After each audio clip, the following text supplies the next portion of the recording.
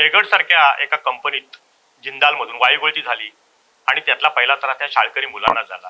जवळजवळ 60 मुलांपेक्षा अधिक मुलं अतिशय कावरीवारी झाली, घाबरली, त्यांना श्वास घ्यायला त्रास होत होता आणि त्याच्यामुळे पालकांमध्ये भीती निर्माण झाली.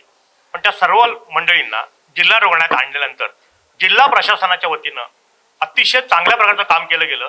टीम हातात हात घालून काम करते, जणू काही त्यांनी आपलं कार्यालयच या सिव्हिल हॉस्पिटलमध्ये थाटलंय अशा आविर्भावात म्हणा किंवा अशा प्रयत्नातच ही मंडळी आता या ठिकाणी काम करतायत.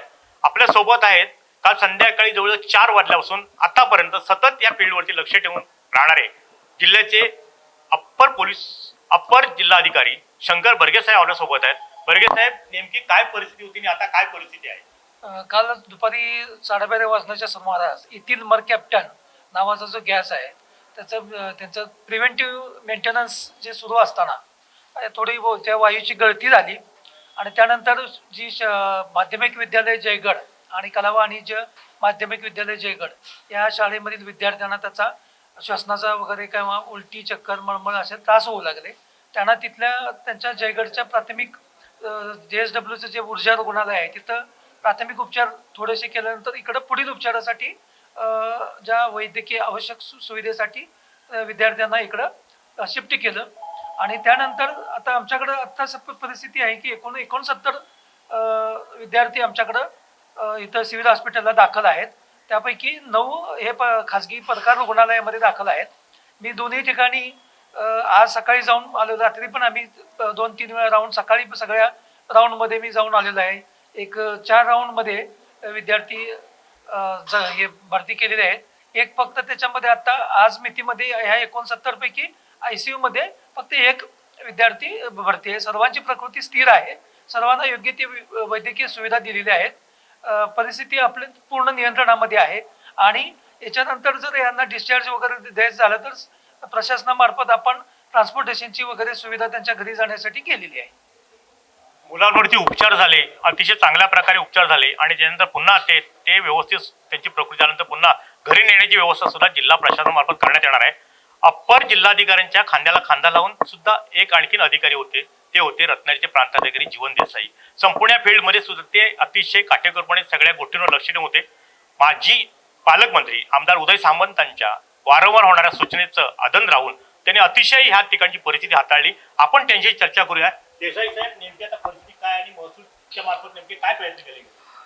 काल जेव्हापासून हे रुग्ण ॲडमिट व्हायला लागले तेव्हापासून त्यांना ॲडमिट करून घेणे, योग्य त्या वॉर्डमध्ये शिफ्ट करणे, त्यासाठी शासकीय वैद्यकीय महाविद्यालयाची डीन असतील, सिव्हिल सर्जन असतील, यांच्या पूर्ण टीमशी सातत्याने महसूल विभाग संपर्क ठेवून या पूर्ण आकडेवारी त्यांच्या नोंदी व्यवस्थित घेणे, त्याचबरोबर जे पेशंट ॲडमिट होतील त्यांना सगळी औषधाची व्यवस्था ही करून, रुग्ण असतील त्यांचे नातेवाईक जे इथं आलेले आहेत त्यांना त्यांची राहण्याची व्यवस्था, त्याचबरोबर त्यांची नाश्ता भोजन व्यवस्था, त्याचबरोबर जे नातेवाईक परत जयगडला जाणार होते त्यांची वाहनाची व्यवस्था, अशी सर्व सुविधा महसूल विभागामार्फत करण्यात आलेली आहे, जिल्हा प्रशासनामार्फत करण्यात आलेली आहे.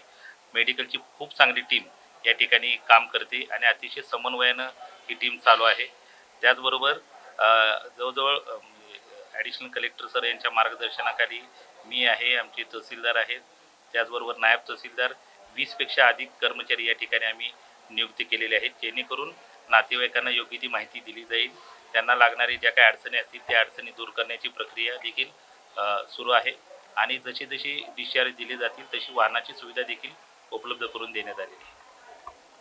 वाहनाची सुद्धा उपलब्धता करून देण्यात आलेली आहे आणि अतिशय जिल्हा प्रशासन असेल, जिल्हा रुग्णालय असेल, आरोग्य यंत्रणा असेल, पोलीस यंत्रणा असेल, असं शासकीय टीम सगळ्या एकत्र येऊन ह्या विषयामध्ये, ह्या अति प्रसंगामध्ये सर्वांनी हातात हात घालून अतिशय चांगल्या प्रकारचं काम केलं आणि एक प्रकारे मुलांच्या पालकांना नव्हे तर सामान्य माणसाला सुद्धा त्यातून दिलासा मिळाला.